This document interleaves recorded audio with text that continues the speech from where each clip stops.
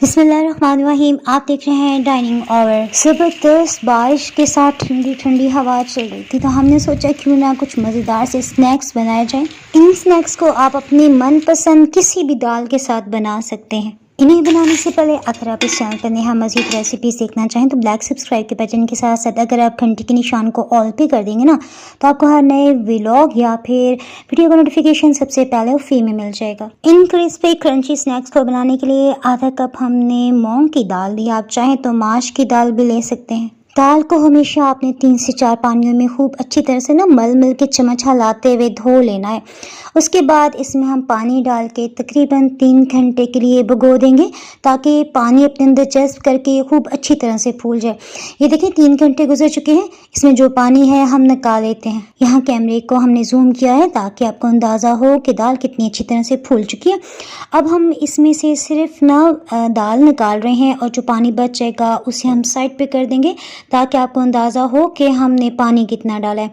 यहाँ तकरीबन 1/4 कप पानी हम इसमें शामिल कर रहे हैं और ये देखें बहुत अच्छी तरह से पिस चुकी है। इसमें जायके के लिए आधी चाय की चम्मच जीरा, आधी चाय की चम्मच नमक और आधी चाय की चम्मच चिली फ्लेक्स यानी अधकुटी लाल मिर्च शामिल कर रहे हैं। अजवाइन इन स्नैक्स को हाज़म बनाने का काम करेगी। 1/4 टीस्पून लेते हुए इसे हथेली पे अच्छी तरह से मसल लेते हैं। इस तरह से इसकी खुशबू और ग़िज़ाइयत जायके में भी इजाफा हो जाएगा।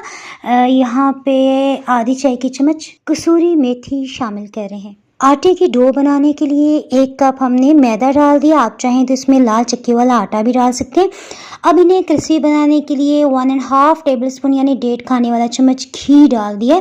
काली मिर्च ये भी 1/4 टीस्पून है। आप चाहें तो आधी चाय की चम्मच भी ले सकते हैं। इसे जस्ट थोड़ा सा हाथों की मदद से मिक्स कर लेते हैं स्पैचुला की मदद से। उसके बाद जिस तरह से हम आटा गूंथते हैं मैदे और मूंग की दाल के अंदर काफ़ी पानी है, उसी में अच्छी तरह से मसल के हमने मिक्स करते हुए डो की फॉर्म में ले आए हैं। और इसी तरह दाल ने अपने अंदर काफ़ी पानी जज्ब किया था, बस उसी के अंदर ही गूंथ गया है।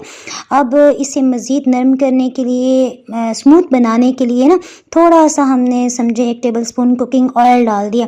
बस इसी के साथ ना तो ये पैन के साथ चिपकेगा और ना ही हमारे हाथों के साथ, और ये बहुत अच्छी तरह गूंथ जाएगा।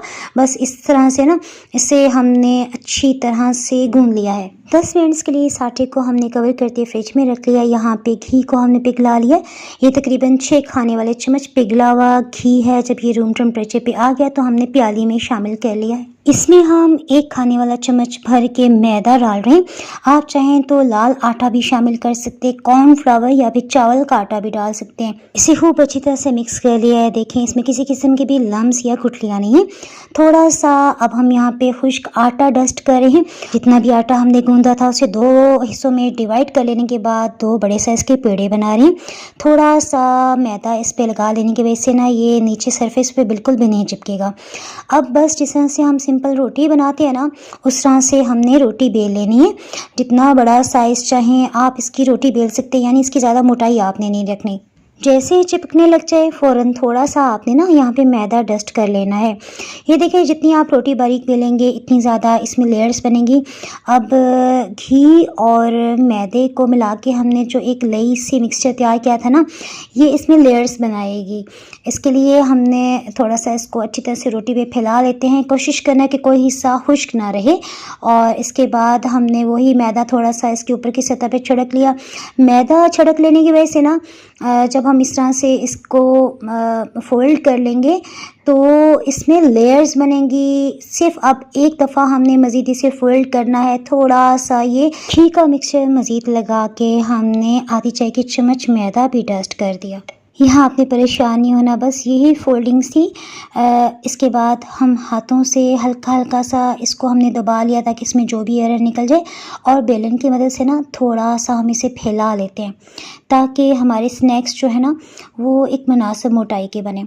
ये देखें इस तरह से बराबर साइज़ के पीसेस जितना आपका दिल चाहता है उस साइज़ में इसे कट कर लें। ऑयल को हमने 2 मिनट तक मीडियम लो हीट पे गर्म कर लिया। हाथ से जब आपको हीट महसूस हो तो बस उसी स्टेज पे आपने हीट को लो कर देना है। और ये देखें ये हम शामिल कर रहे हैं स्नैक्स। तकरीबन 2 से 3 मिनट्स लगे हैं। आहिस्ता आहिस्ता जब ऊपर की सतह पे आ जाएंगे तो खुद बहुत से खिलने लग जाएंगे, और उस स्टेज पे आपने जैसे सुनहरी रंगत आए तो इन्हें निकाल सकते हैं। ये स्नैक्स हाथों के हाथ ख़त्म हो जाते हैं, लेकिन अगर कुछ बच जाए ना, तो नेक्स्ट डे के लिए आपने एयर टाइट कंटेनर में रखना है, क्योंकि बरसात के मौसम में बहुत जल्दी नमी आ जाती है। Thanks for watching.